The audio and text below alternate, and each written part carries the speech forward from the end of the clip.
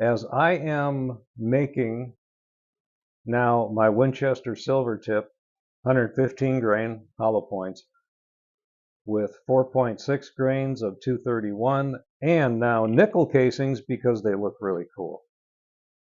I'm looking out the front window of the shop and I watch people going by and I see somebody who you could say meets a specific description of individual that today is being celebrated, and that type of thing is now encouraged, where 25 years ago it was just the opposite.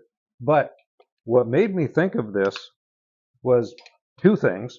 First of all was myself getting punked when I was a paramedic because I let my guard down, because I saw what I would characterize in a response that I went out to on a attempted suicide as it was just pathetic. I mean, an 11-year-old girl would have more guts than what I was dealing with there. So I totally let my guard down.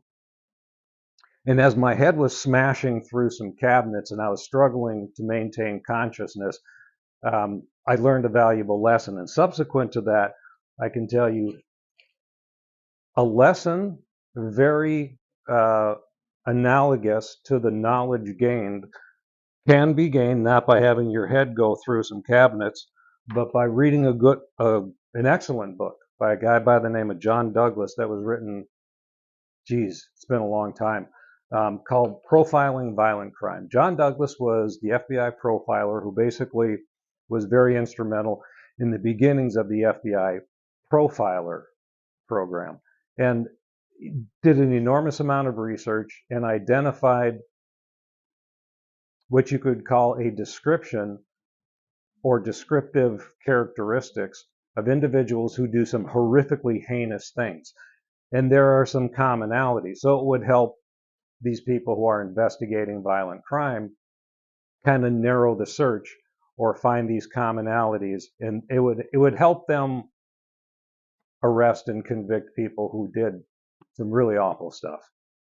So after reading this book and having the experiences that I did, I learned, there are certain people who at first blush, you would think, you can let your guard down, because not only is that very common today, where before it's like, you got to be kidding me. You'd never see that, not only in public, but it would be hidden. And today it's encouraged.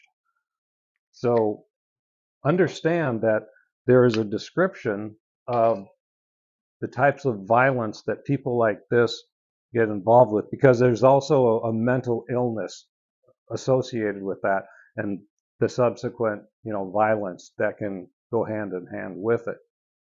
So when you read a book like Profiling Violent Crime and you learn some general descriptions of people that are capable of going from "you're pathetic, I could vomit watching you," to turning on you that fast and could literally take your life in a heartbeat. Now, those individuals, because remember, rain falls on the good and wicked alike, have access to the same things you and I do. Don't let your guard down.